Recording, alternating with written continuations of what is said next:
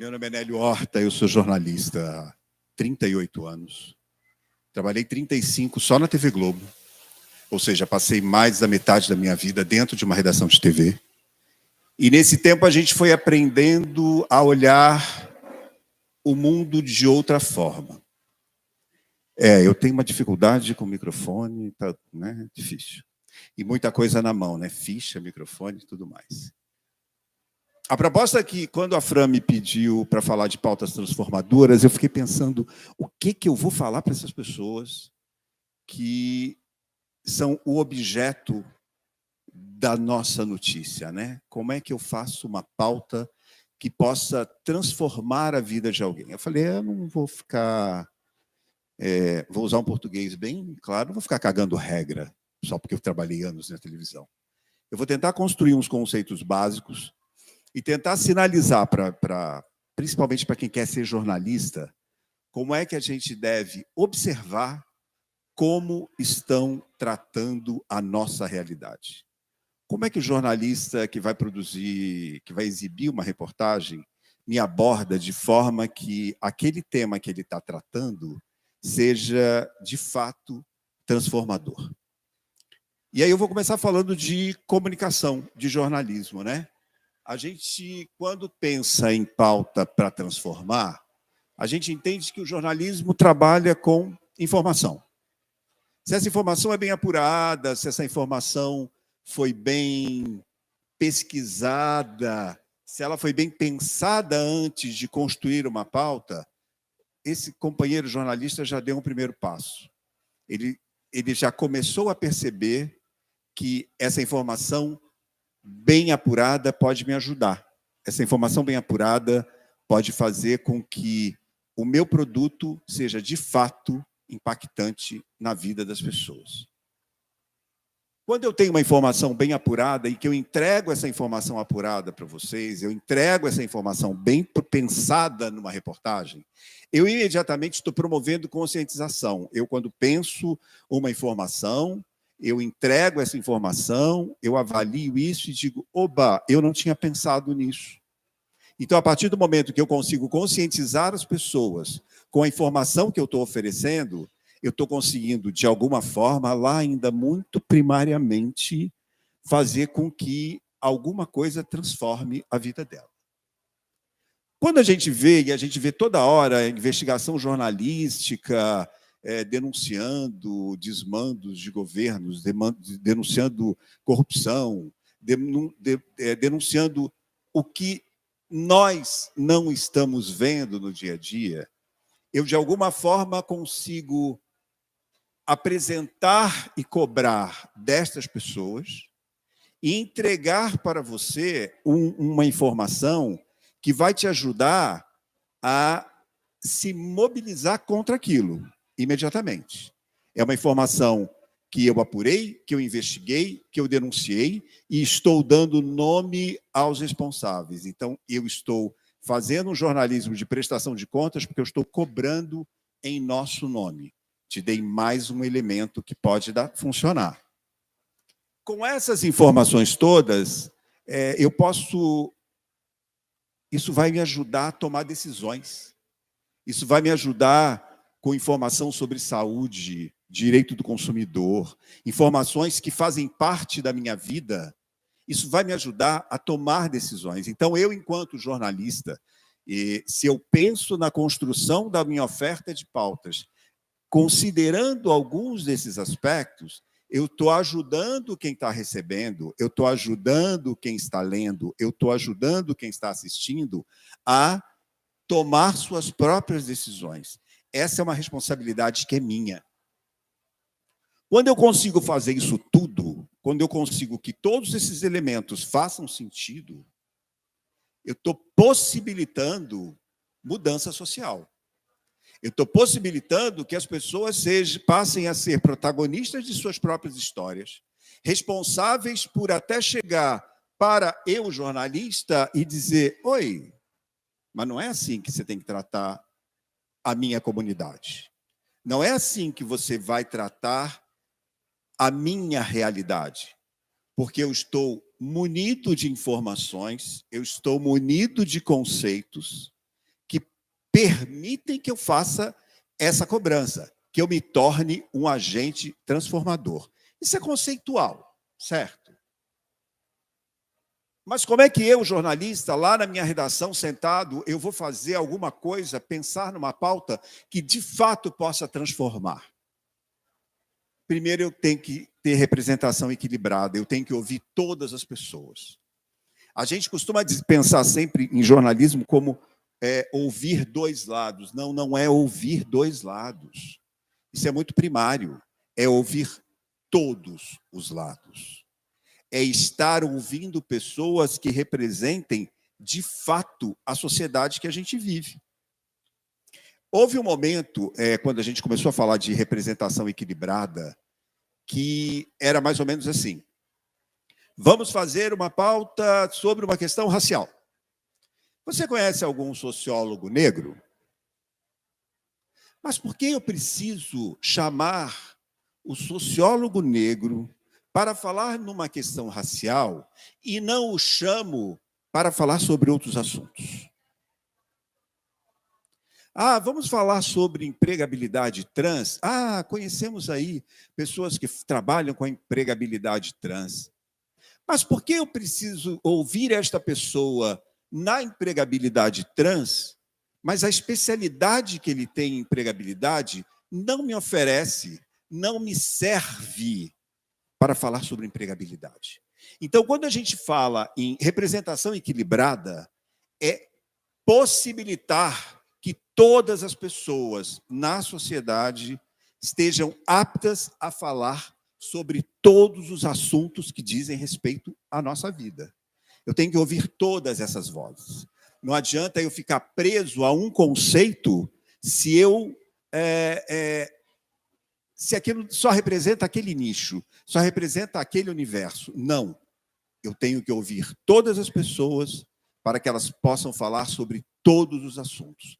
Numa comunidade como essa, numa comunidade como Paraisópolis, a gente tem pessoas de várias origens, a gente tem pessoas de várias raças, a gente tem pessoas com várias histórias. Então, são essas vozes que a gente precisa ouvir.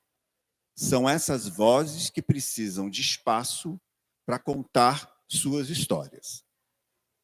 O jornalista precisa ter sensibilidade cultural, né? Imagina eu, homem, branco, 60 anos, classe média, entrando numa comunidade para fazer uma matéria, uma reportagem, o que for. Eu trago uma história que não diz respeito a esse ambiente, a essa história de vocês.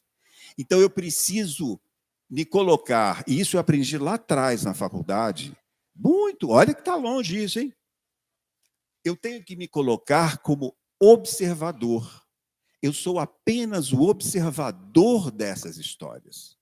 Eu não posso contaminar essas histórias. Então, para isso, eu preciso ter sensibilidade cultural para entender que eu estou entrando num espaço que não é meu, para contar uma história que não é minha, e que, acima de tudo, o que eu tenho que fazer? Dar voz a quem vive a história. Eu sempre me bati muito nesses anos todos de televisão, e aqui eu tenho a Carol que vai poder me confirmar essa tese, não a minha. Eu sempre me bati muito que a pressão do tempo nas reportagens de TV tiram a voz da pessoa. Então, você vai lá, senta, entrevista uma pessoa, tem uma história linda, uma história maravilhosa. Aí você se depara com um editor que diz assim, dá para fechar em 2 minutos? Você já tem um frio no estômago. E a primeira coisa que você acaba fazendo, e que não é o adequado, é roubar aquela história. Prestem atenção quando vocês estiverem vendo televisão. Eu roubo a sua história, eu narro a sua história e deixo para você um espaço para você dizer, às vezes, quando, na verdade, essa história teria que ser narrada por você. Então, essa sensibilidade, quando eu falo de sensibilidade cultural, é de entender que tem nuances e complexidades nos problemas da vida das pessoas que não dizem respeito a mim. E eu não posso me apropriar disso em nome do tempo. Por que eu estou dizendo isso para vocês? Fiquem atentos em como os assuntos de vocês são tratados. Isso é responsabilidade do jornalista para transformar. Narrativas inclusivas. Quando eu falo de narrativas inclusivas, não é pegar e obrigatoriamente eu preciso, não, nessa reportagem, para ser inclusivo, eu tenho que ouvir uma pessoa negra e uma pessoa LGBT, eu tenho que ouvir um PCD. Não, não é isso. Mas que dentro do meu processo de construção haja a palavra que, para mim, é fundamental quando a gente faz comunicação e jornalismo: intencionalidade. Se eu não saio disposto da minha redação, no meu carro com ar-condicionado, com a intencionalidade de fazer algo que possa mudar a vida dessas pessoas, ferrou. Se eu estou cumprindo tabela, se eu saio para cumprir pauta, ferrou. Então, quando eu falo de intencionalidade, para mim é uma palavra fundamental em comunicação, é que quando eu vou produzir uma reportagem, eu tenha a intencionalidade de contextualizar e fazer algo que mude a vida daquelas pessoas. Bom, mas isso não tem nada a ver com teoria de comunicação, com as teorias do jornalismo. Deixa para lá. Pensa que você está entrando num espaço que não é seu. Pensa que você está entrando numa história que não lhe pertence. E tenha a coragem de fazer alguma coisa que, pelo menos, se não mudar, pelo menos ajuda a pensar na minha história, a entender como eu estou fazendo isso. Então, intencionalidade, guardem essa palavra que a gente vai voltar a ela. Contextualização e análise, responsabilidade do jornalista em 2 minutos. Mas ele só tem 2 minutos, o problema é dele. Eu não tenho absolutamente nada com isso. Porque eu, às vezes, trato de assuntos e que, a partir daí, vocês vão começar a perceber, principalmente em reportagens de TV, que ela começa, passa, termina, e eu vou usar novamente uma palavra chula, não entendemos porra nenhuma. Eu não entendo. Você senta na frente de um telejornal e você para e diz, mas essa pessoa está querendo dizer o quê? Então, quando você observa como estão tratando a minha história, entenda que é preciso contextualizar. Tem questões que são muito subjacentes, históricas, estão escondidas, e que, se isso não for bem esclarecido, eu costumo sempre falar, que é o seguinte, eu lembrei disso agora. Faça jornalismo como se estivesse contando para a sua mãe, para a sua avó. Por quê? São estas pessoas que estão na frente da TV assistindo o telejornal. Então, a partir do momento que eu vou usar expressões muito elaboradas, porque tem umas que usam ali, principalmente nas pautas de economia, que a gente não entende nada, ninguém traduz. Então, é fundamental contextualizar e fornecer análise para que quem está assistindo, de fato, entenda aquilo como transformador. Pô, mas a inflação está assim, o preço está assado. O que isso tem a ver com a minha vida, além de eu saber que está caro? Contextualiza aquilo, explica por quê.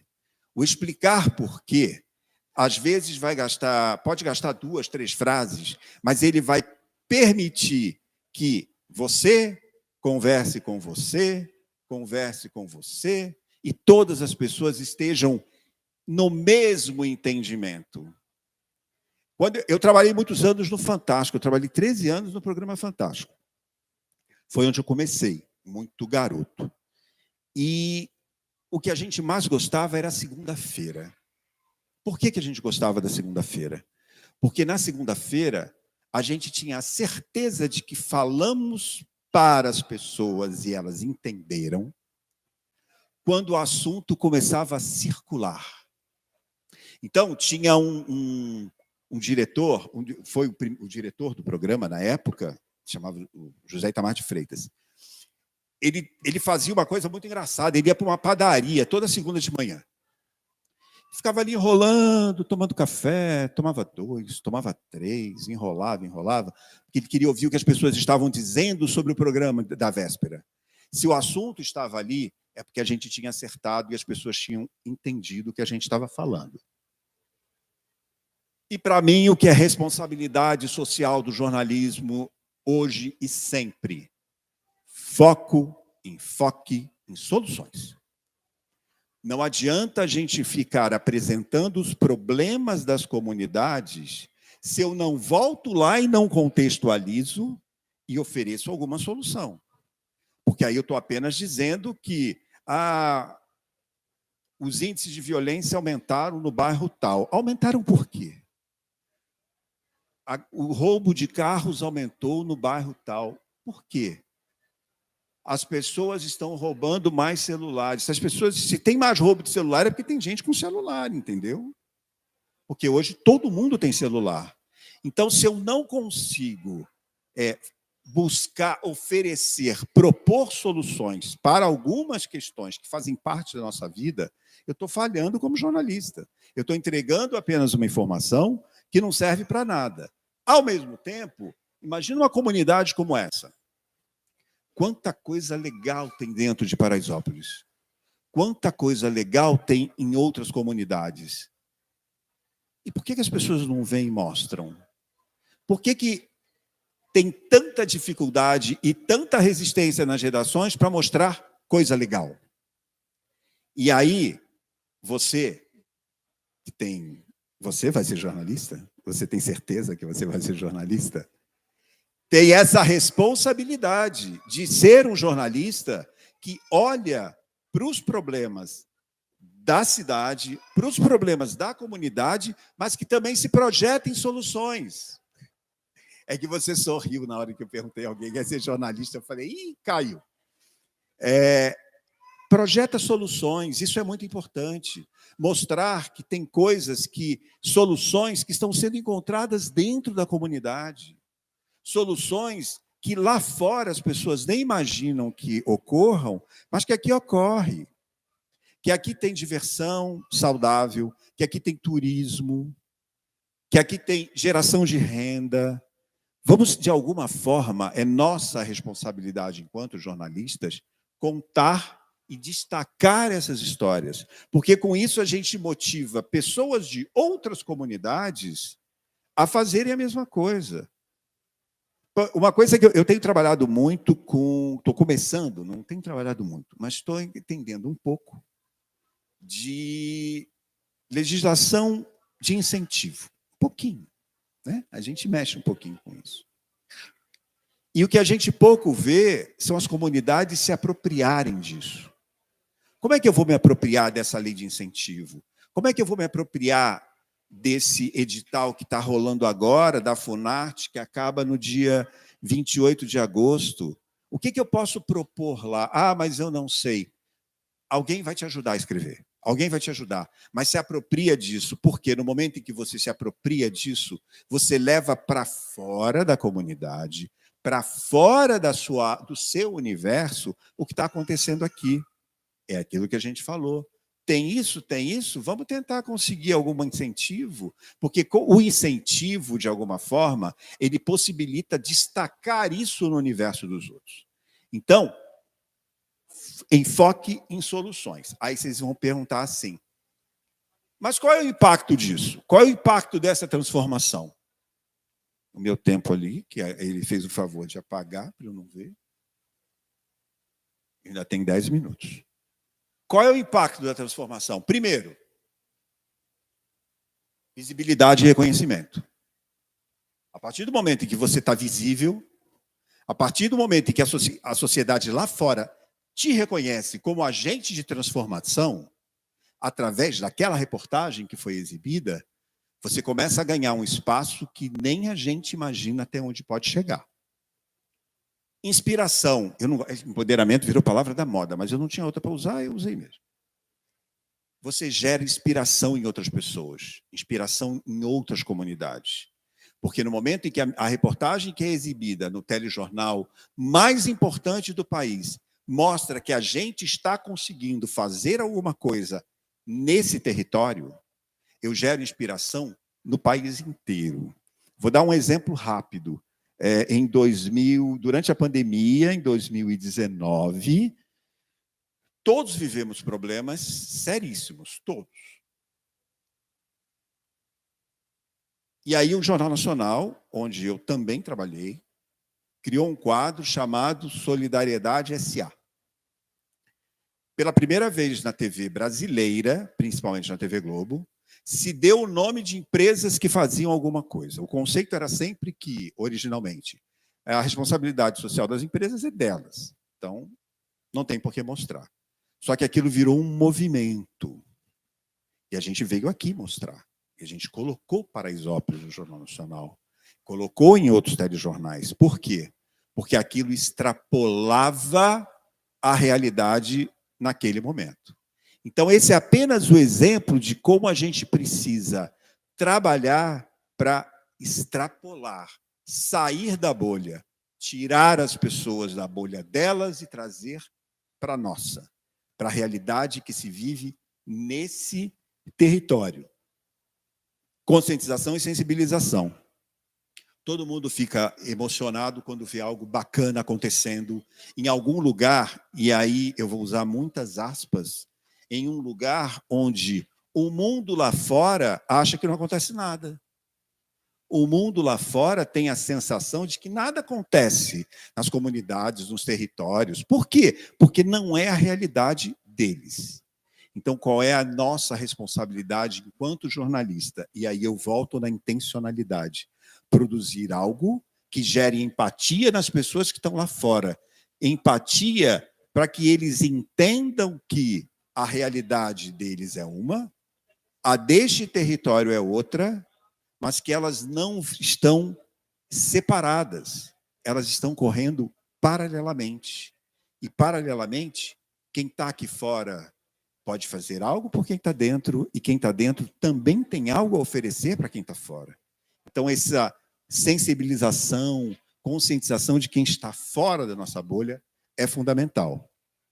E aí isso é muito com a gente, engajamento e mobilização, né? Engajar e mobilizar. Engajar a pessoa que mora do lado. Poxa, você sabia que isso está acontecendo? Você viu isso no telejornal? Você viu como eles trataram errado este assunto da nossa comunidade? Isso é mobilizar as pessoas.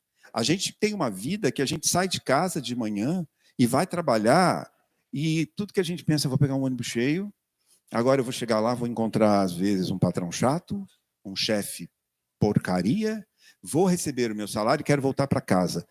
Isso é o normal da nossa vida. Tem um jornalista que trabalhou com a gente muitos anos, que ele diz que a nossa vida tem 60 assuntos.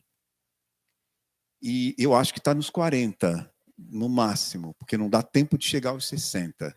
Então, dentro desses 60 assuntos, dentro desses 40 assuntos, vamos incluir questões que envolvem a nossa realidade, o território onde vocês vivem. Quando eu digo nossa, é porque desde muito cedo, o meu primeiro trabalho na vida, não era trabalho, a primeira coisa que eu fiz na vida foi subir o Morro da Mangueira para dar aula no Mobral.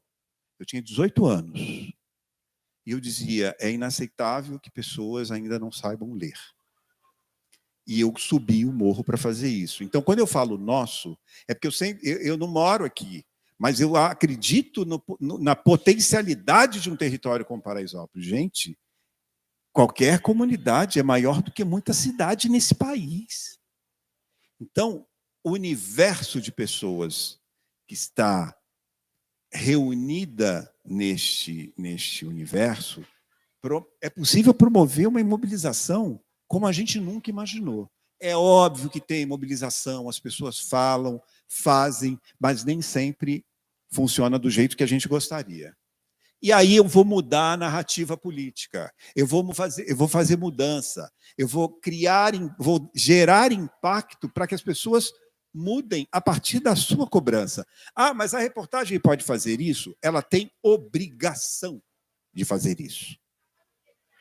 O jornalismo faz parte de um universo de comunicação social. A função dele é comunicar à sociedade coisas que acontecem dentro da própria sociedade. Então, se eu promovo alguma coisa que pode mudar uma narrativa, pode mudar uma política social, eu, enquanto jornalista, tenho obrigação. E quem está no território, de cobrar. Pô, mas o que eu posso fazer? O que eu posso fazer nessa história? Como é que eu me mexo nisso? Primeiro, conta suas histórias. As pessoas têm vergonha de contar suas histórias. As pessoas têm medo de contar suas histórias. Eu vivi isso durante muito tempo. Quando eu trabalhava na TV Globo, eu não contava as minhas histórias pessoais. E aí, eu saí em 2021, e aí, recentemente, no mês de junho, eu fui convidado para falar num portal de internet sobre minha vida pessoal, que eu nunca tinha falado.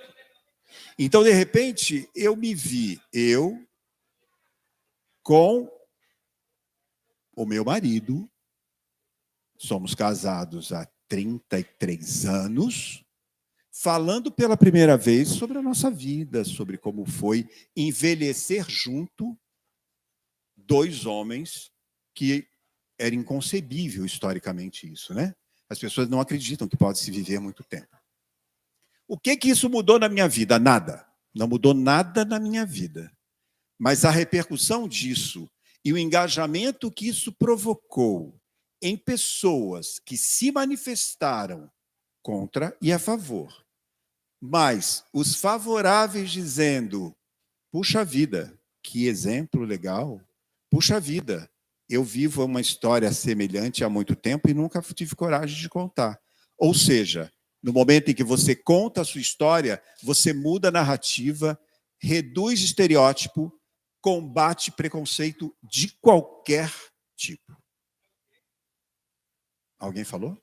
5? Opa, vamos lá. Vai passar 3, tá?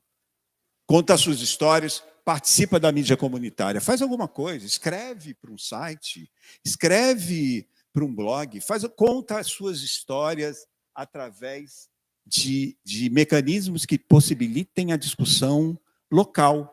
Promove essa discussão. Pô, mas promove essa discussão entre seus amigos, na escola, na faculdade, na comunidade.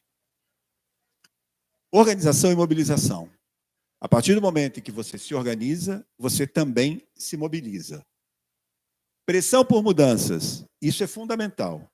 Você vai influenciar em práticas que promovem justiça social. Tudo que a gente quer é isso, é que todo mundo seja igual perante a lei, como a lei diz, mas não necessariamente é. Então, a partir desse momento, a gente consegue fazer isso. Participação cívica. O TSE identificou um aumento de mais de 40% entre janeiro e abril de 2022 no número de jovens eleitores entre 16 e 18 anos. Opa! Mais de 40%, 42%, 43%. Então, isso significa que grande parte da mudança está na mão de vocês. Está na mão de quem vota. Ah, mas votar é chato, político é a mesma coisa. Não é assim que funciona. Porque a gente vai lá, vota, depois vai bater na porta do gabinete dele para cobrar. Pô, mas é inacessível. Não. Ele é um funcionário público. Quem paga o salário é o imposto que você paga. Então, ele tem responsabilidade disso. Mas como é que eu vou fazer isso?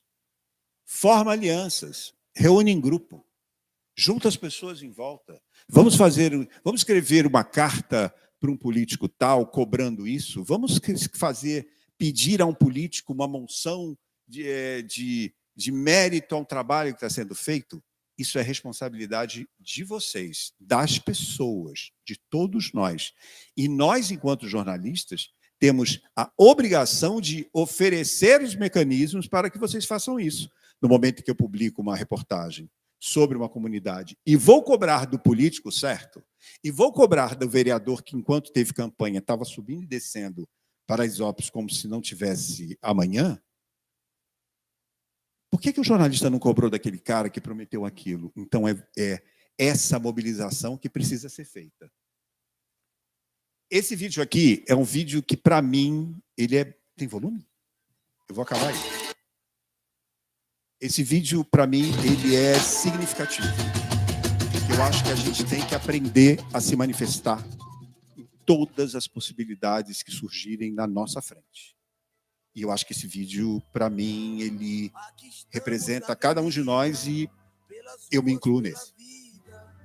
Marchando com o cortejo que flui horizontalmente, manifestando o desejo de uma cidade includente. E uma nação cidadã, traduzido numa canção, numa sentença, num mantra, num grito, numa oração. Por todo jovem negro que é caçado pela polícia na periferia, por todo pobre criminalizado, só por ser pobre, por pobrefobia. Por todo povo índio que é expulso da sua terra, por um ruralista, pela mulher que é vítima do impulso covarde e violento de um machista.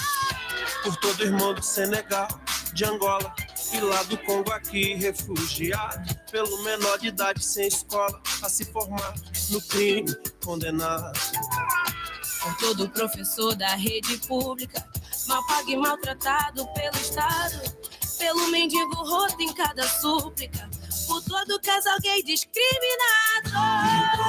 Proclamamos que não se exclua ninguém, se não há exclusão. E proclamamos que não se exclua ninguém, se não há exclusão.